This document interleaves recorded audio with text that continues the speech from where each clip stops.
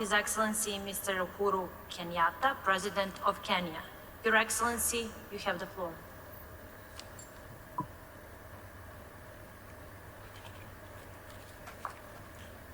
Excellencies, ladies and gentlemen,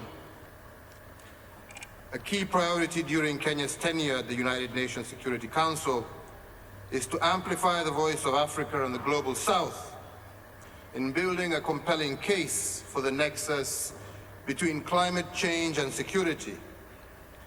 And this is because we recognize that climate change is escalating and complicating new and old conflicts throughout the world. The evidence, ladies and gentlemen, is irrefutable.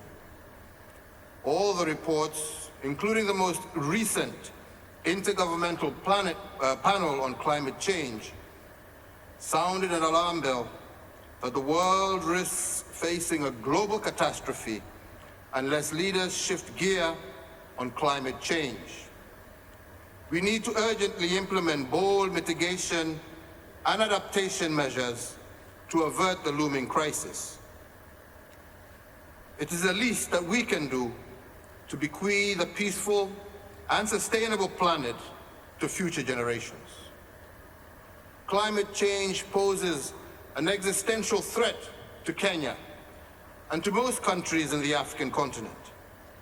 In Kenya, extreme weather events, including floods and droughts, lead to losses of between 3 and 5% of our GDP annually. Further, they aggravate food insecurity and trigger divisive intra-community and inter-country competition for resources. Kenya has developed a robust climate change action plan to scale up efforts and to maintain a low carbon development trajectory. The plan includes commitment to restore degraded water towers, accelerate forest restoration, and to increase our tree cover to at least 10% of our land area in order to promote a sustainable blue economy, but also promoting green manufacturing. Indeed, as many of you know, Kenya is a pace setter in the energy sector. We are among the top 8 global leaders in geothermal power development and home to the largest wind power project on the African continent. Currently, close to 90% of the electricity used by Kenyans is from renewable energy sources, and we plan to achieve 100% renewable energy by the year 2030. As you can see, ladies and gentlemen, Kenya is doing her fair share.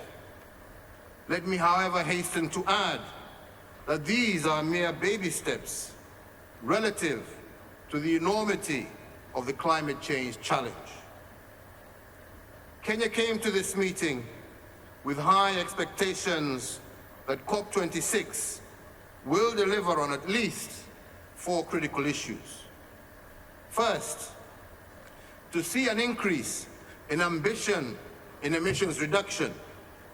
The major emitters must make more ambitious their emission reduction commitments.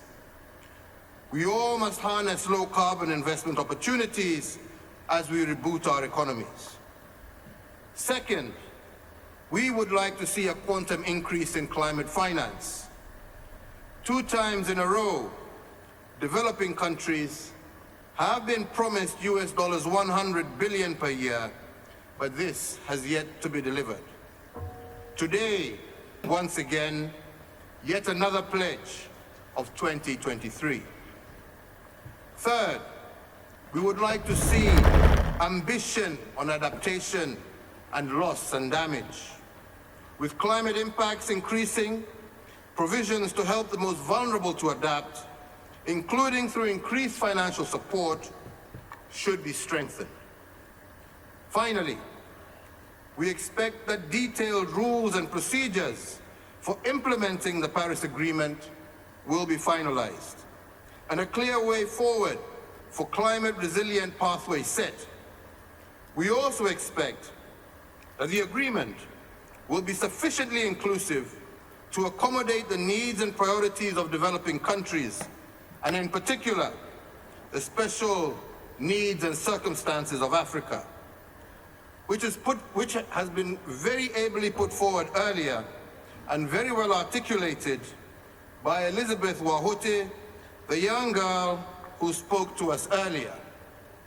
Indeed, the findings of the international scientific community, including the recent report of the Intergovernmental Panel on Climate Change, on the physical science and basis of climate change, underscore the special needs and circumstances of Africa, contribute to the vulnerability and the low adaptive capacity of African countries to climate change. The IPCC further notes that even with scaled-up global climate action, it will not be possible to avoid and to reduce all loss and damage from the impacts of climate change, and that by 2030, the economic costs of loss and damage in developing countries is expected to be between US dollars 290 billion and US dollars 580 billion. Throughout Africa, as the most vulnerable continent to the impacts of climate change, countries are already experiencing loss and damage of an increasing magnitude and frequency.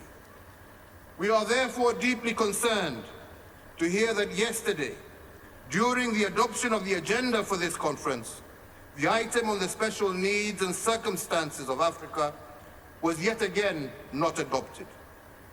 And we expect the COP president to undertake extensive and comprehensive consultations and address the special needs and circumstances of African states, and indeed report back to us before the close of the session of the conference.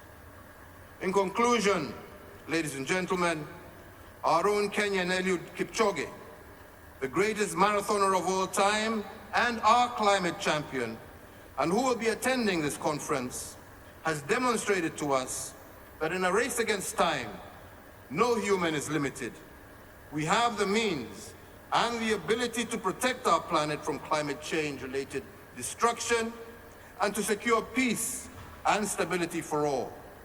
What we need now is to recognize that we are in a race against time, and we need unanimity of purpose, we need boldness and unwavering political commitment to achieve the 1.5-degree pathway. I thank you for your attention. Thank you, Your Excellency.